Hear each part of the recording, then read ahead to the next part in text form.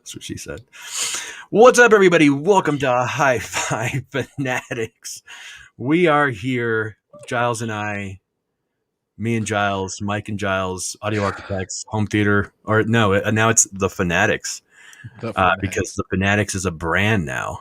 Right. And we're here with the one, the only, Emiko. My wife, my future ex-wife. And I brought her on here because I wanted to publicly profess my undying love for her. So this is what I'm doing. This is the whole plot to have her on the show was to do that. Oh, is that what we're doing? I can barely see her though because my camera's in the way, so I can barely see her facial expressions. But there is no facial expression because I'm just holding up my Bryston mug right now. Speaking of which, tell him to stop being so busy. I wanna have him on this show so I can talk good things with him. What's up, Acoustics? Acoustics doesn't like me at all. I don't know what's up with that. I don't know. I feel excluded. Here, I'll show everybody. Not sure what you feel excluded from. Oh, from the greetings. From the greeting. Well, because he knows us, he doesn't know you. He's all like, "Hi, Mike. Hi, Emiko. Screw you, Giles. I don't want to talk to you anymore." Why can't I share this to people? Sure, what? The what's happening right here. I sent you the link. You sent me the link to the broadcast studio. I'm not going to invite 10,000 of my closest friends into the... I sent you 2 links. Check your messages. I sent you 2 links. The first one is the one that you need to... Mike's about to mansplain this to you. That's okay. No, in this case, it's not mansplaining because it's okay. I may have missed something because I was in session. No, I just needed to tell her. It's not mansplaining. I just needed to tell her, hey, stop trying to start things with me and my wife, all right? Well, you guys do that, and I'm making a new friend with Acoustics, even though he spells my name your name wrong. Well, no, he didn't. He didn't technically because Giles, technically, he already is predicting the Gzilla. So the G in the Giles is for Gzilla. That's right. You're welcome, Brian. We'll talk about it later. In reality, the traditional spelling is with the G, but since I'm from Alabama, and I think my mother's probably watching the show right now, because she'll call me afterwards and she's like, such a good show. I saw my little boy on the TV. So what you're saying is that 2 out of the very few people that watch this are actually your and my mother? Oh, absolutely. Okay. Totally. I'm still trying to figure out how to share this support. to people. What? Because can't I share it on Facebook? You can. Just take the link I gave you and share it on Facebook. No, but I mean, isn't it going to somewhere on Facebook natively? On Audio Architects and Home Theater Fanatics. Yeah, both of those groups will have this, and you can go to any of our YouTube channels. Who would you like me to share? Giles, would you like me to share your page, or Mike, would you like me to share your page? Share mine because mine never gets any love. The preference is to share HiFi Fanatics YouTube channel. But yeah, you could share mine instead. Oh, okay. You actually want me to share the YouTube thing? That's fine. Yeah. Then I'll do that. Okay. Hi, Matt. That's the preference. Let's say hi to everybody. Let's say hi to HiFi Haven, which HiFi Haven's been kind of MIA lately. I haven't seen him, so hopefully I'm trying to put it up. Hopefully all is well, and hopefully you're doing well. Mad Piranha, always about the Bama. Bama, sorry, not Bama, Bama. Bama? Is that like Alabama? Yeah, that's what he was trying to say. I think he was trying to give you some props. AA is here. We're here. We are here. We are AA. Awesome, guys. Well, thank you for joining us tonight. And tonight we're going to have a great conversation. We're going to be talking about all sorts of things with Emiko, what she's got going on. Obviously, the purple elephant in the room, which is right behind her. And, I was expecting purple hair after all of I was going to say, I feel misled. I feel mistreated. I feel like I was sent down a path that was false. Yeah, I feel very, very, very deceived. Violated? Yeah. Well, no, that would have been okay. But no, yeah, I feel very deceived, which is not okay. It's not. So, Emiko, do you want me to leave and come back, or like while you guys are working out your feelings? We're not working them out. We're just airing them out. Yeah, We're there's no letting everybody workout. know. We like to be inclusive with our viewers so that they understand where our emotional state is. So okay, so let me set the record straight on the purple hair because we knew this was going to happen. Team Team Eggleston Works has tasked me with a very exciting and large journey, and so part of it is incorporating purple into various parts of my life. However, the purple hair thing is, because I see people are asking, the purple hair thing is something that I tried out temporarily today, took a couple pictures, and then immediately went back to this because if it didn't work, I didn't want to be stuck. But if it's working, then you probably will see more of it because I can make that happen. How did you color your hair purple? Is that a wig? Was that a wig or was that like a Do you have a Snapchat wig on filter? I think it might have been a Snapchat filter. No, I don't have Snapchat. She was using a filter. No Snapchat. Snapchat's almost like lost its. I think TikTok. What happened if I used a hair color filter? What would it do? Would the computer just break? To you? Well, I think it would change. It would change your hair color here. Which, Giles, may I comment on what a nice grooming job you've done? It is hot. I today it is noticeably groomed very, very nicely. So you know, Emiko, I had council meeting tonight, so okay, got it. Emiko, I've seen Giles, a picture of Giles with a full head of hair, and it's just weird. Like it's not. I feel like he looks better bald than he does with hair. Oh, I do, dude. I'm like a fine wine. Every year I get better and better and better. Oh, we got. Okay. Before Giles doesn't get a chance to, he needs to say hi to his favorite. Oh, I love Kevin. What's up, Kevin? Yes. What's up, GSG in the house, yo? Everybody buy a Devastator. Kevin still loves me more though, so it's all good. He's all like, "I'm gonna do this stuff with Mike," and I'm all like, "What about me?" He's I'm like, glad there's. I'm gonna go learn stuff about Mike. Wait, what just happened? He touched his camera. Mike broke. Mike totally broke right now. This is what happens because he doesn't have a nice Fujifilm camera like I have. No, it's not the. Don't say that word. Don't say that word. Yeah, and it's not the camera, dude. It's that stupid. It's that stupid HDMI video capture card thing. If I like touch it a certain way. if I touch it a certain way, it just doesn't. Because it's malfunctioning with a live audience. Look, Fuji. Even though I don't have a Fuji, he still thinks it's a Fuji.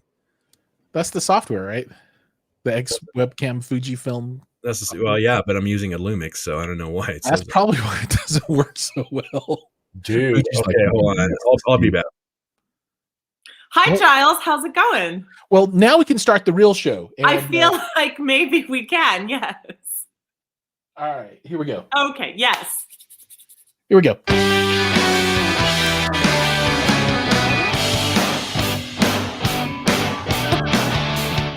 Welcome to the show, everybody. I'm Giles, and today we've got Emiko on with us, and we are going to have the most outstanding show without Mike because it is more awesome when we don't have Mike. Dead silence. That's usually how I do it. Dead silence. Yeah. No. Dead silence. Wait, no. He's back. I'm enjoying watching that.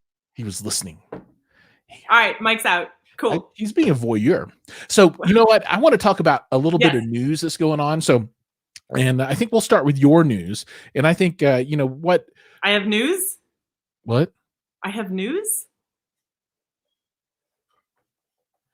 What? What? What? What? Can you hear me? Yeah. Can you hear me? Yeah. Okay. Mike's messing with us. Let's go. All right. The ratings just dropped like 10 points since Giles took over. So I got to come back in and save the show. So, Emiko, what do you got going on now? And Coca-Cola is our sponsor tonight. Hi. There you go. Are you sure? Because I was pretty sure that it was Bryson. Oh dear. All right, Emiko, tell us about that purple elephant in the room. the two purple elephants in the room. They're here. They're finally here. My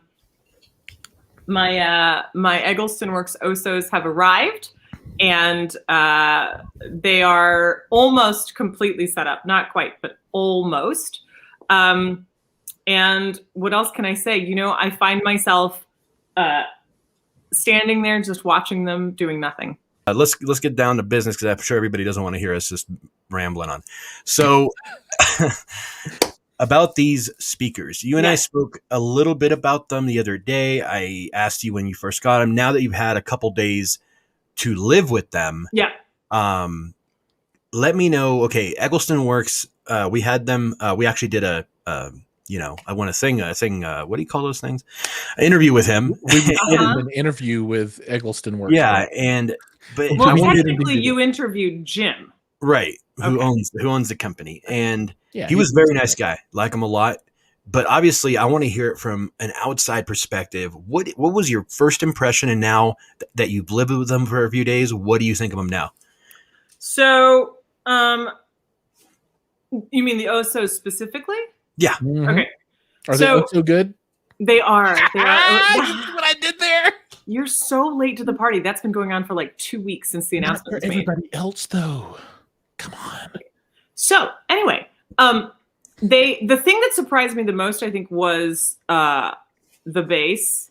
I was sort of expecting something that was, I think, uber bassy, and it's not uber bassy in the muddy, gross, bump it in the club kind of way, which I'm not a big fan of that. It's got a really balanced low end. And I think even like when you push the gain, you end up with something that's appropriate. Mm-hmm.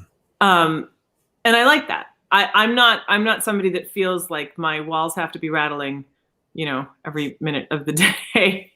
So I think, and also jumping from what I had to these, each time you change speakers, it's you're sort of welcoming a different animal into the house, right? So for me, the jump was quite significant.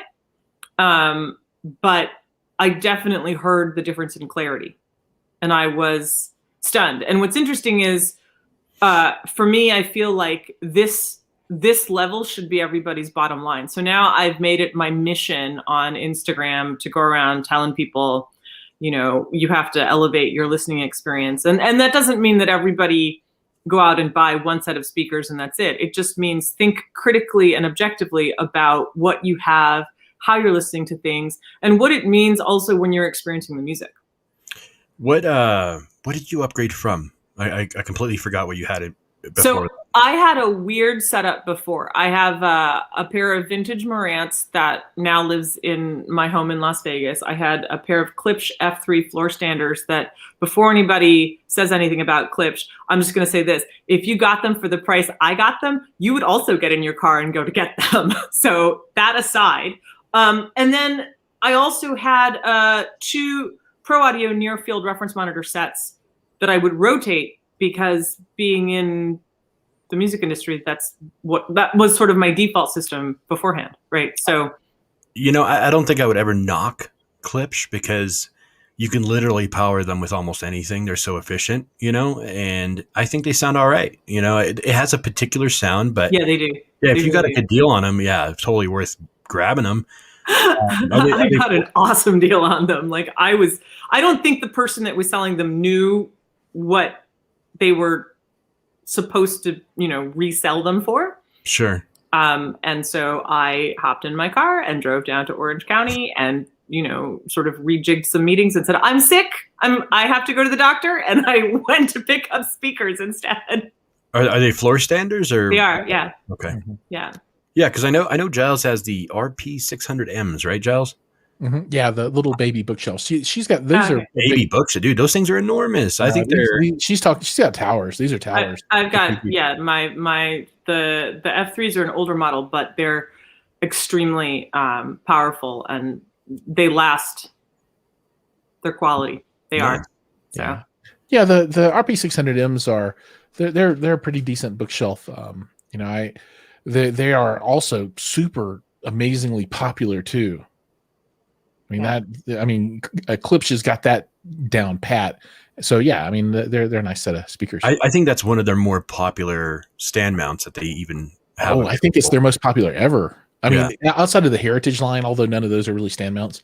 But yeah, I would agree that it's definitely their most popular. I don't know stand mount. why I haven't picked up a pair, because they are relatively inexpensive.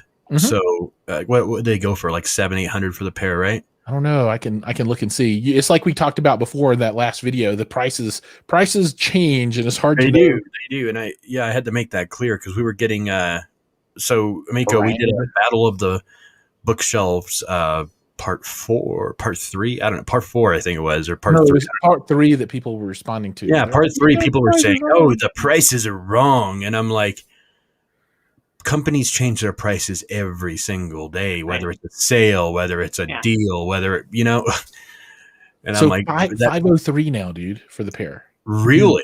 503 new. That is not bad at all. I got mine as an open box deal.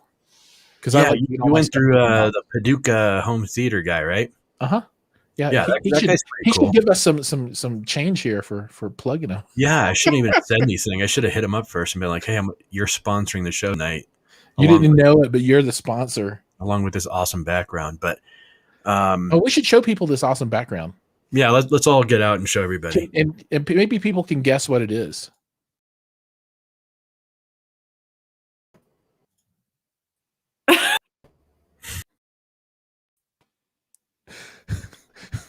Oh my God, we landed on the right spots. That was crazy. Magic. It's magic. So, what else you got going on, Emiko? Tell me about your current projects you got going on. Well, we are starting production on the video series that I'm doing with Eggleston Works. Right now, we're in pre-production. We'll be starting production probably in week and a half, maybe 2 weeks at most.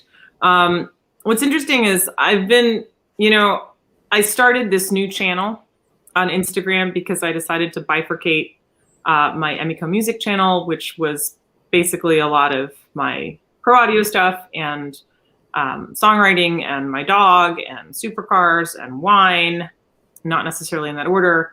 And then I started that HiFi girl moniker on Instagram.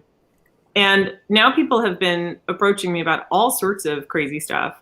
And so now I have a video list a mile long of things that I have to shoot, including somebody asked me this morning, actually one of the HiFi influencers that I interviewed for my article for Enjoy the Music asked me, what is my #1 wish in HiFi?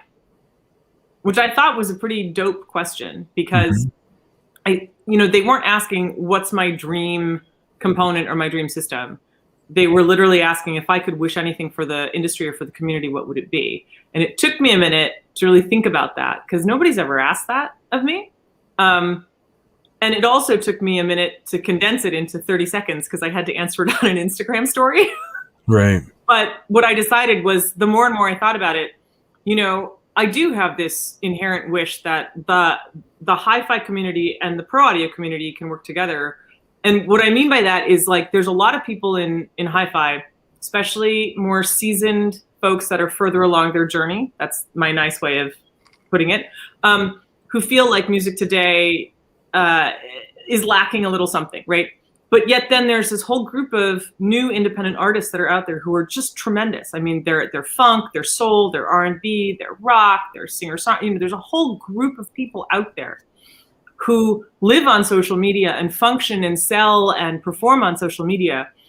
And there is a place for both to come together, right? If you're going to spend anywhere from $1,500 on up for a pair of speakers and $1,500 for a turntable and this and that, then surely you can afford $10, $25, $30 for vinyl or for a CD or to support new artists. And so this is a great gap in both sides of both communities that can be filled cooperatively.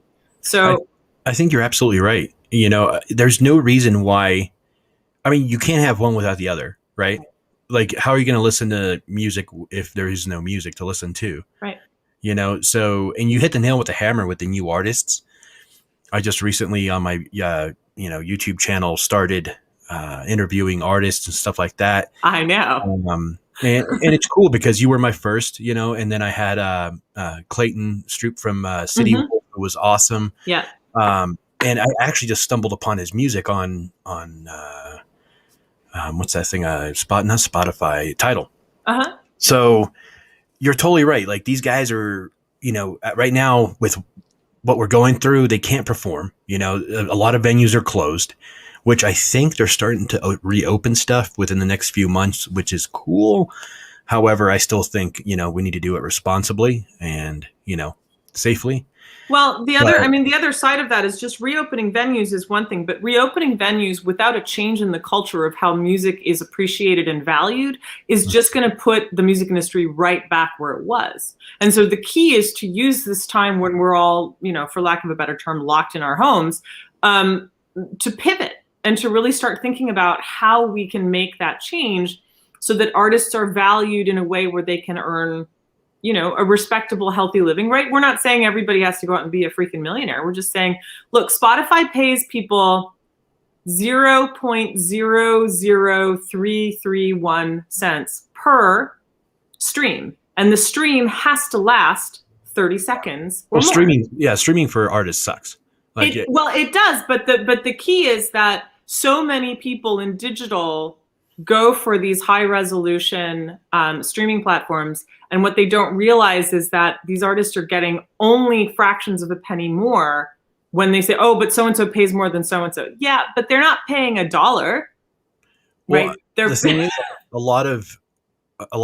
I'm sure you know this being in the industry, a lot of, production companies and stuff like that are kind of moving away from physical media. That's actually part of the conversation I had with Clayton. Because I asked him, I'm like, hey, where can I buy a CD? That was my first question because I think having a CD or a vinyl or a record is like owning a piece of musical history. If you like the artist, you want to have everything the artist has. Right. It's an experience. And for the new artists coming out, a lot of these, a lot of the A&R company, whatever it's called, they're not producing physical media.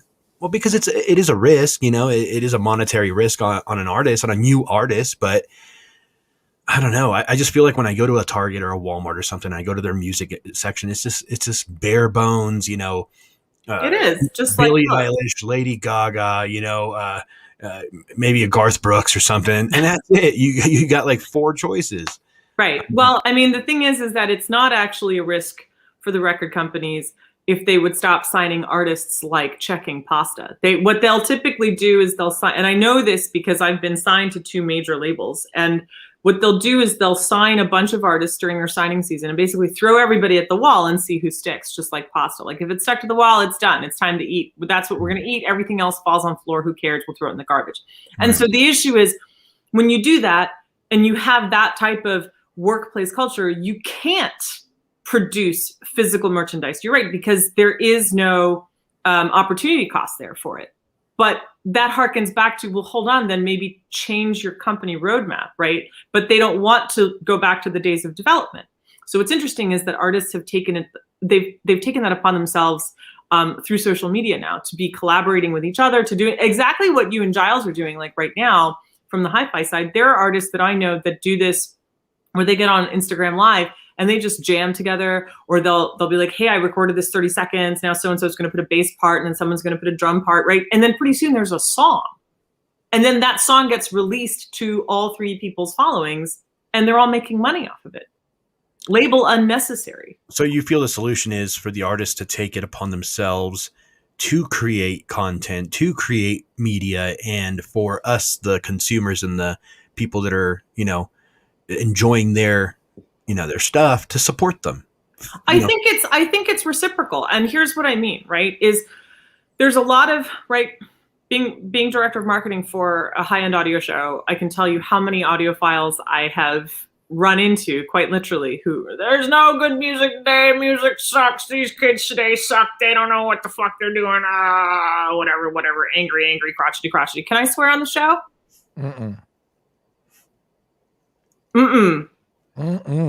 Giles is a Christian. It's hard to shove a Bible into your thong, Giles. Just saying. Show sponsored by Coca-Cola. Well, they swear. That's okay. But what was I? What were we talking about? So if they take it upon themselves to go seek out new music, but they don't know where to look, that's not their fault, right? Right. But by the same token, independent artists are going, well, I can't get a new fan base. I can't grow a fan base. All my fan base is other independent artists that are broke. Well, that's not going to do them any good either. Okay, so what's a good platform to find new artists? Would you say SoundCloud is still relevant for new artists? Do you think? So here's what I think. I honestly believe that Instagram is a really great place to get artists. And the reason is because they're on there performing. You can see them, they're visual, there's music there, you can chat to them, there's live feature, right? There's all of these things. Plus, community-wise, there have been these like subsets of artists that are already working together and collaborating. So I think Instagram is a really great place to find it. And for anybody that's watching that doesn't have an Instagram account, you can make one for free without having to ever post. Just follow certain hashtags, right? Follow singer-songwriter, follow jazz, follow music, follow independent music. And those are ways that Instagram will feed you new artists. And that's really cool because you'll click on somebody and go, whoa. Like I found a guy a couple years ago who was a really cool talk boxer. And the dude is just funky as can be. And I just kept following him. And we started chatting and he was like, oh, I really love your guitar stuff. We should do something together, yada, yada, yada. And then when I started hosting this new FM radio show that I do every Wednesday, I went, oh man, I need some music. And I reached out to him on Instagram and I said, hey, can I play some of your tunes? And he was like, oh my God, I would love to have my songs on the radio. And I went, you have like 200,000 followers, man. What are you talking? Like, you're huge. What are you talking about? No, I want to be on the radio. And it was this amazing moment, this realization where I went, everything is happening in a bubble. So the artists are functioning in a bubble community. Audiophiles are kind of in this bubble community. And what we have to do is push the two bubbles together, really, and basically pop the bubble. Well, Giles, how do you discover new artists? Like, what would you say is your go-to? Do you do it through, Spotify, Quillbuzz, Tidal, or do you like actually seek it? Do you listen to the radio a lot? Like, what's your way of discovery? So I'm I think very much a kind of a contrarian, have a contrarian point of view, compared to you guys. And I don't know what camp that puts me in, but I really approach stuff from a different point of view because I don't want any media. I don't want to go buy CDs, and I don't want to go buy records. I don't want to go buy Blu-rays, or I don't want any of that stuff. Behind me is my. I was going to say, I only have room in my heart for one media format, and that's it, right? Okay. So any authors out there, you're safe with Giles. Well, this stuff is all like from the 1980s, 70s, 60s. So sorry, new people. I wait for people to finish their series before I read them. So, sounds like you wait for people to die before you buy their stuff. I do that in some circumstances. And while I've waited for some people's stuff to finish, they have died. And then I'm worried about some others. I'm looking at you, Patrick Rothfuss. That's right. I'm calling you out right here. Where's that book at? I've been waiting on 12 years. What? Is this actually happening? Yeah. Google Patrick Rothfuss, an awesome author. Man, his stuff is baller good. But man, he's making us wait for it. Oh God, waiting for it. Since you like to read, Giles, I'll have to give you my book. You haven't read it yet. I haven't read it. I would love to read it, and I'll plug it too. You probably but to get back to the music thing, read it in one sitting. It's only 105 pages. Yeah, that's true. But when it comes to music, I don't want to go out and, I was never the person that went out to what are the old music stores called? Like Tower Records. Yeah, I didn't really go to Tower Records. I guess I would, because I would go get the Telarc digital CDs for the classical music. I loved those. I know, dude, it's weird. I'm weird with my music, but I would much rather find new music via a social media outlet, and not necessarily Tidal and not necessarily Qobuz. When I use those are my, when I want to listen to a song, I go there and I listen to a song. And occasionally, if I'm on the app, it'll say, oh, here's the new stuff. And I'll say, oh, what's this? But most of the time I'm like, oh God, I don't like that. But I will watch YouTube music like a fiend. I'll go into the theater and I'll sit down and I'll just look at all this weird stuff on YouTube music. Like there's this lady named Sina Kana, I think is her name. And she's awesome. I love her stuff, but I've never heard of her anywhere else, Right. And she's got a YouTube channel, and I go watch her stuff, and it's great. So for me, that's where I find my new music at is YouTube.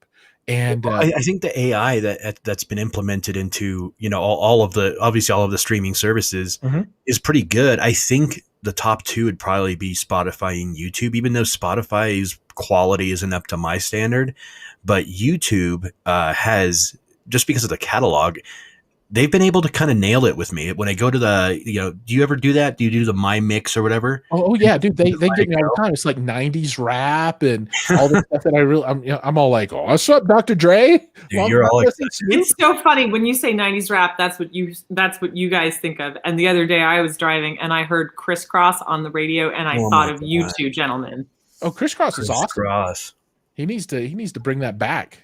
I mean, well, there's two of them. Yeah. Right. They should have a Freddie Mac make you want it. Jump.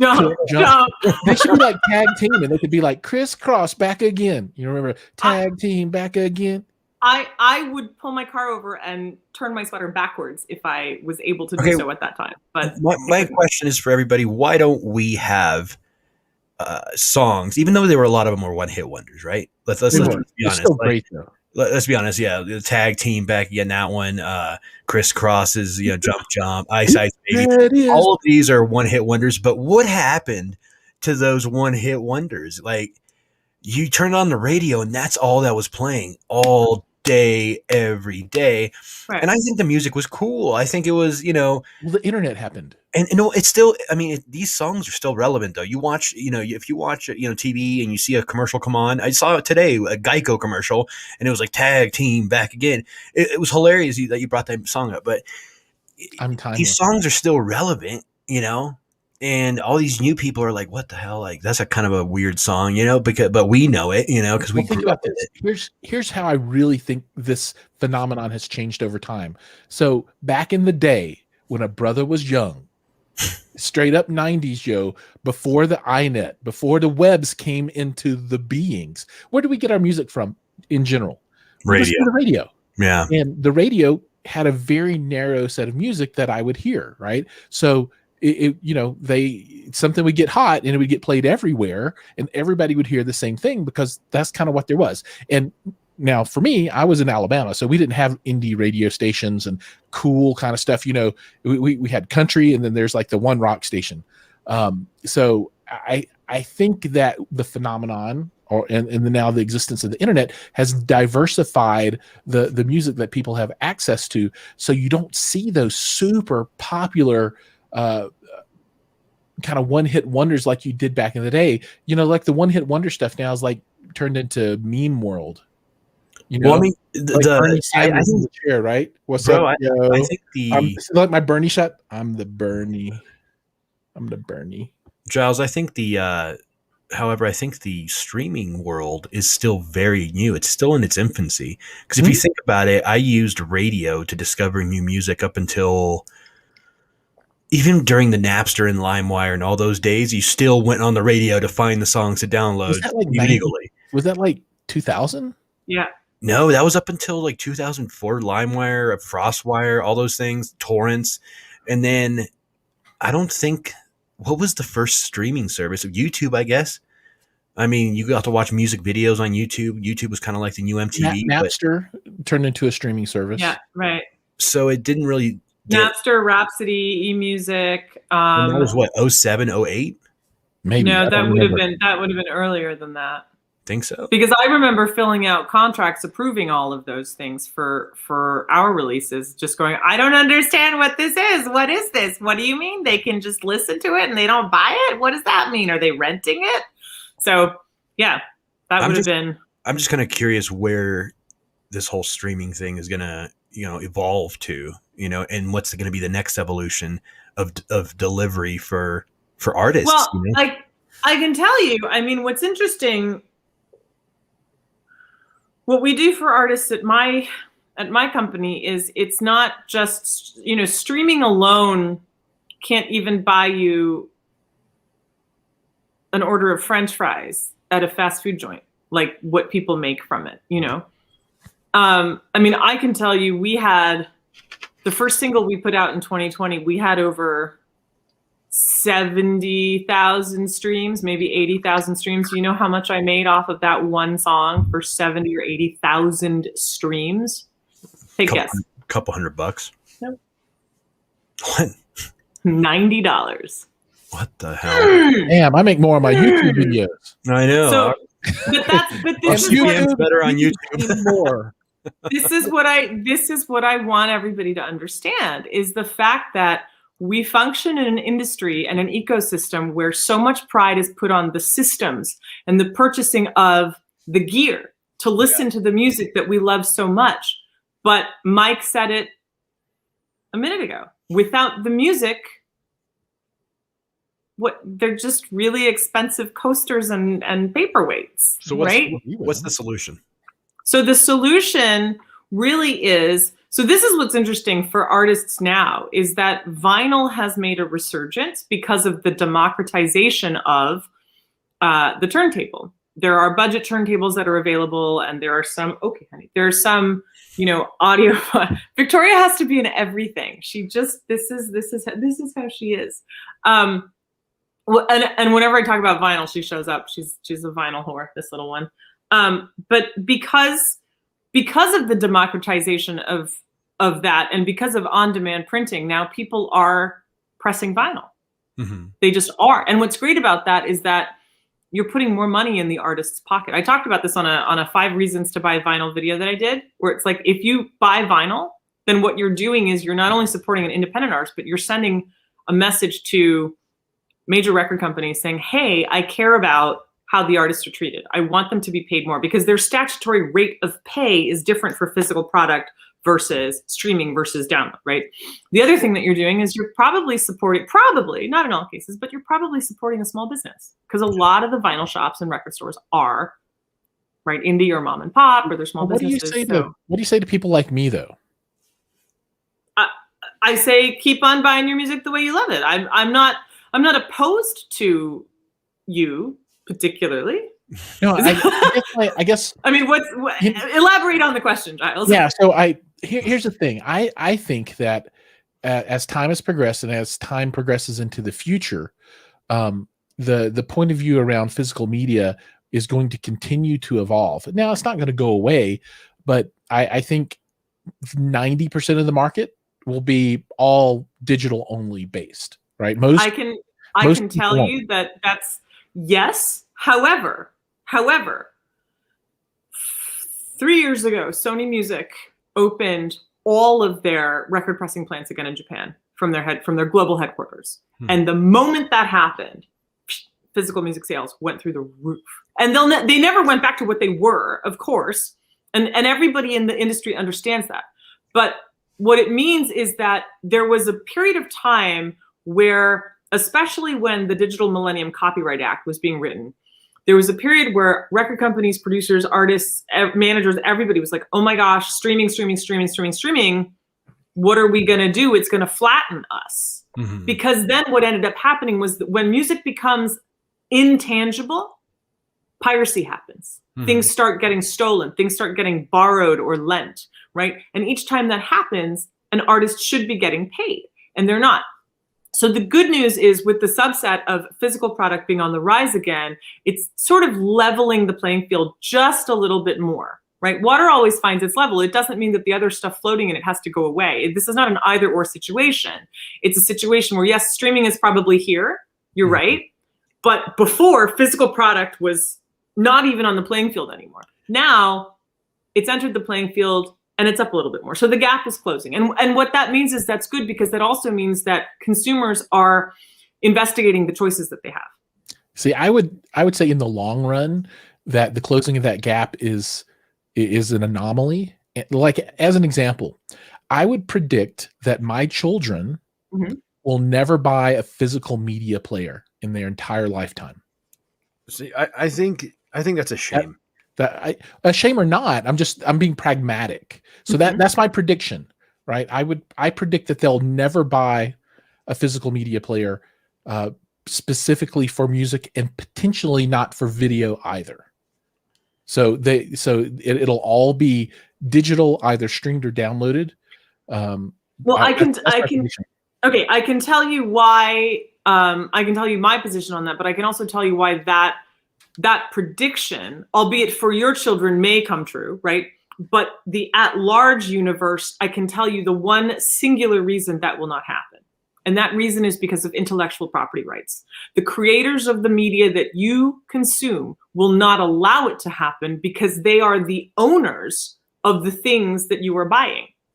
They own the IP to it. So it's not in their best interest to devalue it and over-democratize it. Yeah, here's another, I think, unpopular opinion or prediction for that. I think that there will be a set of creators, intellectual property owners, that embrace the streaming download world. Yep. And they're going to be at odds with the folks like, okay, I want to press on vinyl, and other folks will be like, I don't care about vinyl. I want my stuff out there, and I'm all digital only. So I think there'll also be, that kind of clash as well. I mean, that exists already, and that's already happened. What's great though is that when that happened, it opened up for a dialogue. Like, for example, right, there's a large group in the music industry of publishers, managers, and artists, and indie and signed alike, including huge names like Taylor Swift. Love or hater, doesn't matter. The point is, people of that level are okay. The point is that they're you what? Love Taylor Swift. She's awesome.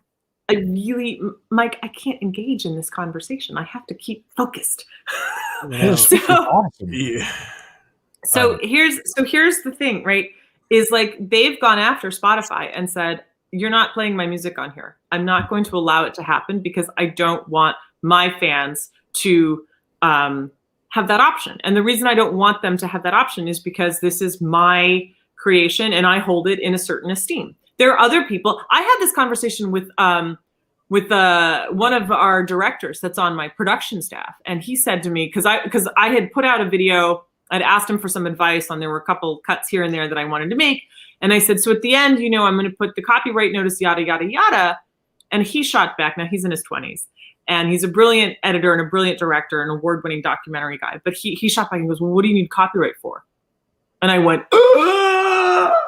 And he said, he's like, what do you need it for? I mean, people are going to steal your stuff anyway, so why not just put it out there and let them have it? And I mean, I didn't lose it. I was privately dying inside. But there are people like that who feel like everything should be Creative Commons and, let's all go live in a kibbutz in Israel and you grow turnips and I'll grow sheep. And that's fine. And that's okay too. The point is that it's not about having just one media, right? It's you should have choices, and so that everybody can make those choices. Because, for example, my girlfriend, for Christmas, I got her a turntable and I got her a pair of bookshelf speakers, like very budget audiophile, considered, hi-fi speakers, right? And we had the conversation, and she said, well, I'd make a terrible audiophile. And I said, why? And she said, because I'm not into gear and I don't know cables and right. She said all the typical things that I think men in the post boards that I love to troll would expect women to say. And she did the thing. And I went, oh, you're living up to the thing. Oh no. And I said, but wait, you love fashion. You love luxury. You love high-end stuff. You can call out high-end stuff just by looking at it, right? By curating it, she's a stylist. So I said, so you love high-end things. You want to have the elevated experience. I said, and you love music and you listen to music every day, usually 8 to 10 hours a day when you're styling or you're in your store. You are an audiophile. Like, I don't think you realize, you just haven't had the equipment to bring the beast out yet. Mm-hmm. So now all of a sudden she's all into vinyl. She's like, did you know about DST and FLAC? And like, she's like calling me up with all these questions. But how wonderful that is that she has a choice, right? She goes, I didn't know that I could get these things so readily available. Because she just assumed it was streaming all the time. So now she has a choice. Well, what trips me out is that, like you were talking about before, the resurgence of vinyl. It never left. Normally, if you think about it, it was like vinyl, then cassettes, then CDs, then like mini discs. Yes, I still have my mini disc player. And then it finally evolved into what we have today. And then Apple came with the. I was I know the iPod. I was expecting there to be one more step of physical media before its complete extinction. I'm really happy that vinyl is coming back, and obviously, it's some people. It's more for the lifestyle of it all, like that. Oh, I listen to vinyl kind of thing. Others are because they actually appreciate the sound and the sound it produces. There's whatever the reason, it's making a comeback and it's popular. It's trending. You slap that hashtag vinyl on your post, you're gonna get seen. You slap CD, compact disc. People unfollow you immediately. Yeah, people will unfollow you. They block you. They go, no, thank you. And that's the thing. Personally, I actually have a really cool collection of CDs that I buy it at Goodwills and in thrift stores. Goodwill's the best place to get CDs. Totally. It's the best. I mean, eBay sells them for relatively cheap too, but I mean, it's kind of cool to go to a thrift store and be like, oh my God, it's the that CD I at least listen to. But be that as it may. I think you're right. I think that we need to find, not we as in us, but we as a society need to find out a way to make it make sense again for the artists. Because a lot of times that's what I'm getting to, Mike, is how do we do that? So please continue, but that's my whole point. How do we make a streaming world make sense for the artist? Because that's an easy one.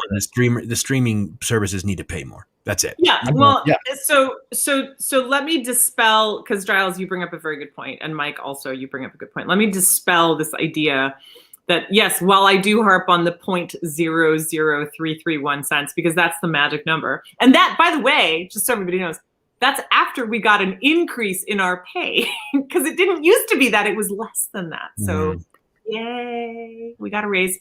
But what's interesting is that if you're, so the way streaming works is if you're signed to different labels, and the labels, so this is very much like payola with the radio stations, where they would send a bunch of music out to the radio stations, to the program managers, or to the radio heads and say, here's what you're going to play. And by the way, did you want to go to Hawaii? Because I know you couldn't take your wife there, but I happen to have a vacation house. And why don't you come and just play my artists, for the next 6 months?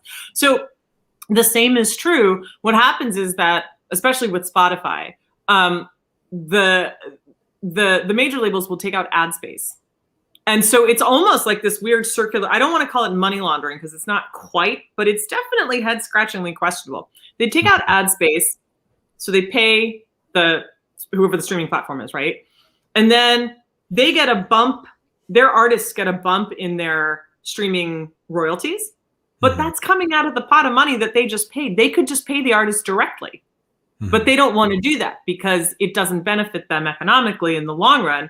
Although that's not entirely true either, because now they're having to go out and sign a bunch of artists all at once and then throw them at the wall to see who sticks like spaghetti. If they actually handpicked artists and worked on development the way, I'm not suggesting that we go back to the 70s necessarily or the 60s. I'm just saying that if there's a happy medium, then we're in a position where artists can make a living, right? You don't have to be famous to be successful. This is the key. Everybody assumes that if you're in the music industry, you're either starving or you're Taylor Swift or Beyonce or J-Lo. There's lots of people that are just successful. Or Ariana Grande. Or Ariana Grande, right? Thank you. What's up?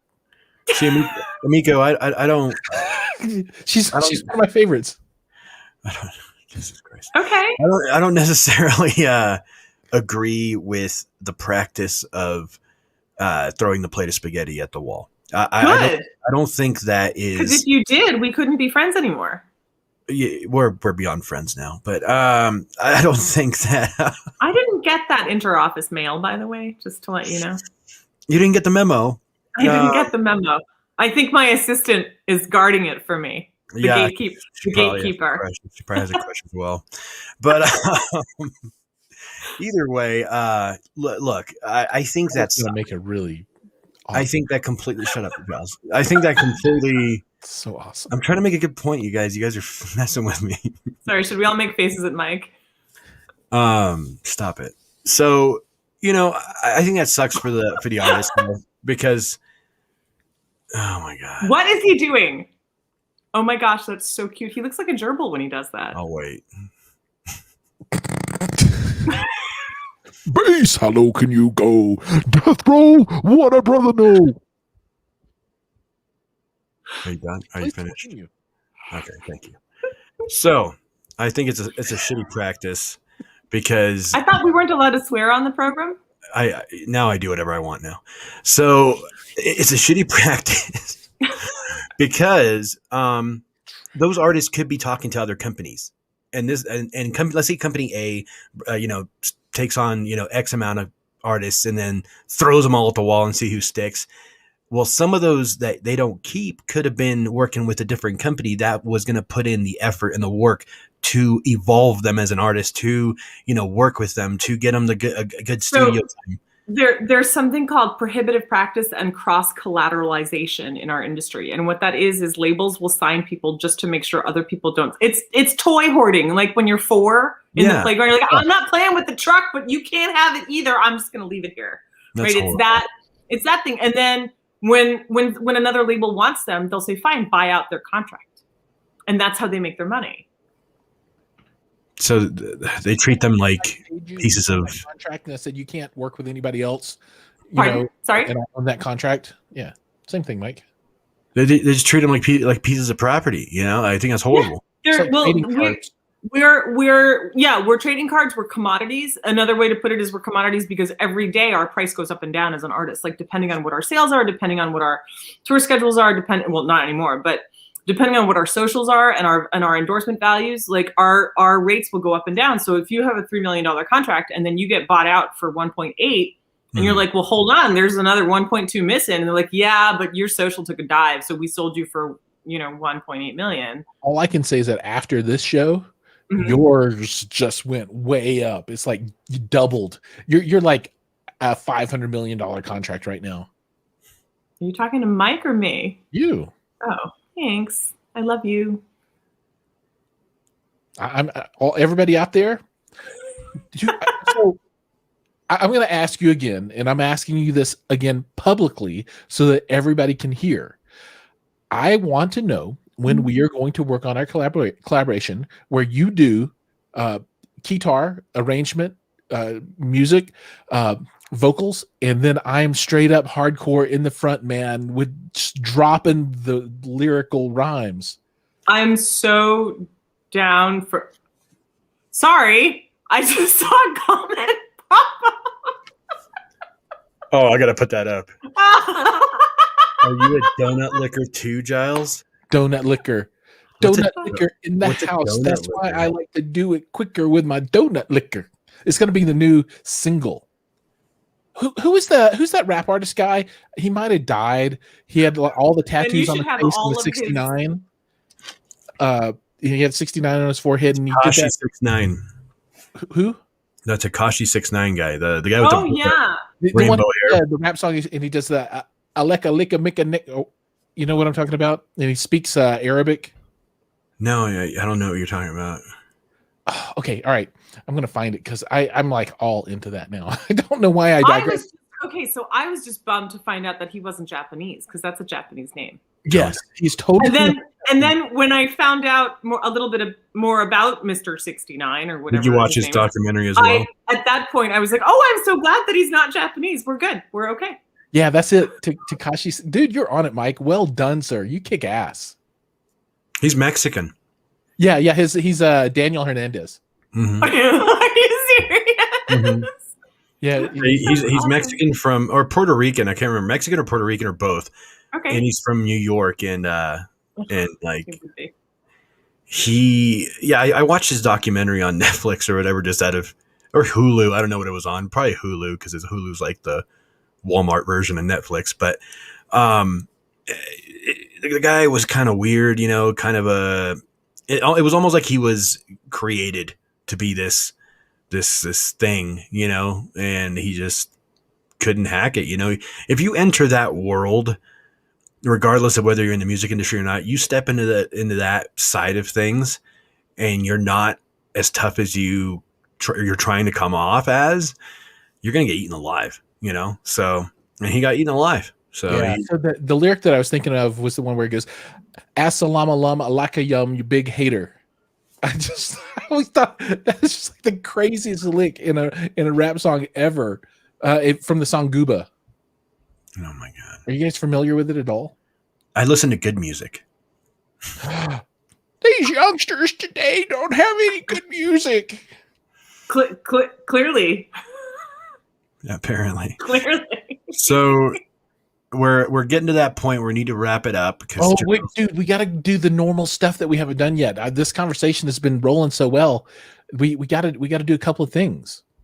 So we always do. There's nothing normal in this. Yeah, we hear the recurring. Go ahead, Giles. I'll allow it. It's now time for us to take a trip to Content Corner. We're going to take a stroll down Video Avenue, take a turn at Vinyl Street Place, and have a quick conversation about the things that we're consuming this week. Welcome to Content Corner. So, what are you listening to or watching? I'm from Alabama. What are you listening to or watching this week, Emiko? Who? We'll start with our guest, Emiko. What are you consuming this week? Okay, so because I'm still burning in the Eggleston works, my stack of vinyl is considerable. And thus far, there's Van Cliburn playing Beethoven. There's Duke Ellington playing George Gershwin. There's Rufus and Chaka Khan. There's Jeff Beck. There's Yes. There's Frank Sinatra. There's Billy Joel. There's Ellie Goulding. There's Yes. Oh, one of my favorites. Everybody needs to know this about me because I'm very obscure in this way. But I really love Tennessee Ernie Ford. Mm-hmm. And people think that's weird. Oh, and dude, I think Tennessee Ernie Ford is pretty amazing. Actually, he's so underrated and didn't really get his due. And anyway, so I have that. I've got just looking what else I have up there. There must be easily 30 or 40 stacked right now that are just waiting to come on.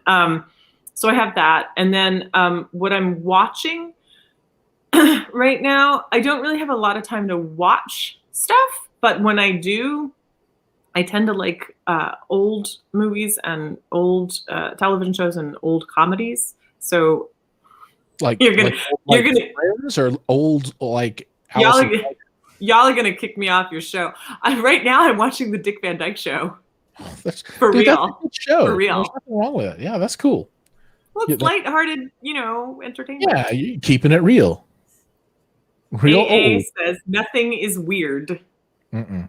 Okay, fair enough. All right, Mikey D. I'm still on Titans on HBO. I think it's HBO Max. It's the DC version of like the Teen Titans. It's like a spinoff of Teen Titans, but it's them as older characters. And there's only 2 seasons. They're very quick. They're like 8 or 9 episodes. And I think DC did all right with these renditions of the characters. I thought it was very strange that they picked, I think his name's Ian Glenn from Game of Thrones. He played Jorah in Game of Thrones. They chose him for Bruce Wayne. I thought that was weird, because not only, I don't think in the timeline Bruce Wayne's supposed to be that much older than Robin, because Robin's probably in his mid to late 20s in this whole thing. Batman and Robin like 10 years apart, maybe 15. Maybe 15, yeah. 20 at the most. Maybe 20 at the most. Even then, that would put Bruce Wayne at like mid to late 40s, and I know. Glenn is like probably late 50s, early 60s. So the late 40s are your power years. So I mean, yeah, I don't know. Either way, I like the show. I think it's cool. You know, That's awesome. it's anytime I get to watch some superhero stuff, I'm pretty stoked. Cool. But aside from that, there hasn't been really any good documentaries or anything cool lately. I'm waiting for like a really good UFO or alien documentary that like makes me like, oh my god, you know, like this is some crazy shit. But I haven't had any of those. But yeah, my normal stuff. And music wise, as you guys probably can't see, things are changing in here. This is going to be gone. Everything's going to be changing. It's going to be a whole new setup behind me come next week, I think. Dude, let's do it tomorrow. No, it's not ready yet. Because I'm gonna be running out of time here pretty soon. But we'll figure out a day. We'll figure it out. But yeah, a lot of this stuff's going to be stored away for the time being, and new stuff's going to come out. You know, I think I've had this thing back here long enough. I think Nav Point knows that I love it, and it's time for some new stuff. So I'm not going to give anything away. I think it's going to be kind of cool to reveal it all here in the next couple weeks. It's going to be cool. I've got a sneak peek, and I know it's coming, and it's good. It's good. Emiko, I think, knows what's going on as well. So you guys, I gave you the kind of the breakdown the other day as well. So you guys know what's happening. But for everybody else, I think you're going to have to keep watching the show to see how this room is going to evolve. Whenever somebody says breakdown, got to break it down. All right. Is Giles allowed out in public like that? You have no idea how he is to ride in a car with. Oh my god! So my turn. Insane. Yes. So for music, if you guys don't know Suburban, go check out Suburban. Cradles. My 9-year-old turned me on to it. And everybody should check out Cradles by Suburban. And they've had a bunch of other really good songs. You know, people will hate it or they'll love it, but I don't know. Suburban. And then from a television point of view, I'm still working my way through Shameless. I'm on season 9 now. And it closes on season 11. So going into my whole, you got to wait for the thing to be canceled before you watch it. It's canceled after 11. So, you know, I think I should finish up right about the time they all come out. From a movie point of view, dude, I'm just waiting for all the HBO Max stuff to drop so we can start watching new stuff. And I keep praying to the gods of movies that they'll move up Dune so we can watch that a little bit sooner. I heard it's going to be coming out on HBO Max. Dune? Oh, yeah, totally. But I just want them to make it come more I'd rather watch it that way anyways, to be honest. No, as much as I want AMC to do well because the stock did triple in price over the last few days. That's right, yo. I just bought in for $25,000. Dude, like I just made a lot of money off AMC. But either way, okay, real quick. Mad Piranha, he's asked me a couple times. I just saw the comments about the HiFi. HiFi, oh man. I need to find a better user interface than Volumio. I hate Volumio. I absolutely hate it because it's just clunky. It's like I tried to use Giles's Volumio the other day when I went over to. It sucks pretty hard, bro. It was just like coming from the Blue Sound Node 2i, their UI, which is like not really rated that high, to the Volumio. It's like God, so horrible. So. Until I could figure that out and see if there's a better solution for that, it's going to kind of be shelved for a little bit. But Matt Piranha, you and I will get together and we'll talk. We'll email each other and figure something out because I know you really want one. So I'll see if I can build you one or something. But like I said, Volumio's okay at best, but I feel that you know it's going to have to be something a little more special. But yeah, that's it. That's all I got. Right on. Well, as the train departs from Content Corner, we all wave a fond goodbye to this week and look forward to embracing the future of content for us.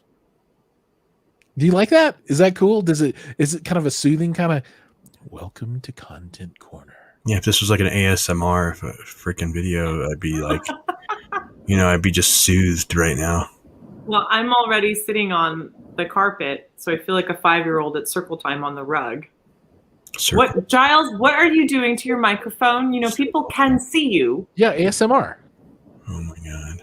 You don't know what ASMR is? I know what ASMR is, but that's not what's happening right here. No. Mad Prana, you don't get to do this. No. Okay, so I was fine. All right. It wasn't me. All right. I was a good host. I asked engaging questions. Then I brought the fun and made it interesting for everyone to be here. I tell myself that all the time. I'm doing it. Well, okay, so for me, like Mike is like a martini. Giles is like popcorn. Make of that what you will. I will take that. I love them both equally. I'm so salty. And she's gonna good night, everybody. She's just gonna sip on me. Are my buttery? Are my cheesy? Are my caramel? Well, this is my point. Is with Giles, you never know. You never know. You like reach in and you're like, oh, what do I got? It's cheesy. Or salty. You just never know with Giles. I wonder if there could be sour popcorn. I think they're probably vinegar. You can put vinegar on popcorn. It gets weird if you do, but you can. I like vinegar and salt chips. Yeah, they're delicious. They're delicious. This week in news, really quick, Kaleidoscape. For those that are Kaleidoscape fans, you can now do rentals, and that's starting in the very, very near future, which is super cool for folks that are in that ecosystem. I'm very excited to see that coming. Nobody has enough money for that, dude. And nobody got money for that. Nobody. It's like Modulus and Kaleidoscape. Yeah, you better be rich. Got money for that. Dude.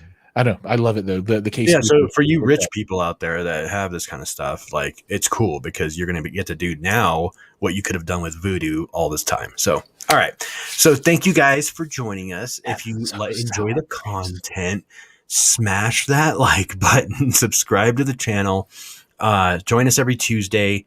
Emiko, thank you for joining us, and it was a pleasure having you on the show. Thank you so much for joining us. All your links and stuff are going to be in the description. If you guys haven't yet, go follow, subscribe to Audio Architects, subscribe to HiFi or The Fanatics, Home Theater Fanatics, subscribe to HiFi Fanatics, and of course, subscribe to Emiko's channels and all her good stuff on Instagram. She puts out content every day, letting you know what the dealio is. And don't be alarmed if you see something going on in the near future with Emiko and I, not in a, well, maybe even in a relationship way, but also in a hi-fi way. We got some cool projects coming up that we will unveil soon enough. So, we do. Yes. I will say that legitimately is very exciting. And I got to interview both Mike and Giles for my Enjoy the Music article, which is coming out on February 1st. Yes. So you guys we will all be sharing that on our social media because I'm excited to read what she thinks of us. So is it an opinion piece? I'm going to have a huge article piece, and Giles is going to be like in the honorable mentions down below. I know. Strangely, when they see the headline, they'll say Giles, and they'll come and read it, and they'll be like, "Oh." I think if they didn't change the order of the editorial, I think it opens with you, Giles. Oh God! I think. I wonder. Emiko, you just tanked your article right there. Last. What? You always save the best for last. I wonder. We'll have to see who closes it down. There's actually a very cool dude who no, Mike, you came in second. There's a really cool dude that closes it. I'm looking forward to it because I don't know who the other folks are yet, so I'm excited. Well, I can tell you this: one of the other folks was in the chat tonight. That's all I'll say. I won't tell you who it is. One of them. The other two were not. I don't even know who that would have been. I know. That's what makes it so great. It's got to be double A. No, it's probably HiFi Turtle. We're not saying. We're not allowed to say. I would say it's HiFi Turtle. I'm guessing HiFi Turtle for sure. We're 100%. Not allowed to say. HiFi Turtle's like the encyclopedia of speakers. Except he's not. I found out that he's not a turtle, and then I was very sad. He does. What do you mean he's not a turtle? He's not a turtle. He owns a turtle. But he's not a turtle. I've had him on one of my live streams at one point or another, but he's a cool guy. I like him. He's super knowledgeable with stuff. Mm-hmm. He's baller. I think I need to have him back for a chit chat. But right on. Thank you, Emiko, for joining us, guys. Thank you for enduring this, and show up again next Tuesday because we're gonna be for more punishment. more punishment. Yeah, and every Friday I'll be releasing new videos, so stay tuned for that. All right, guys, have a good night and stay safe.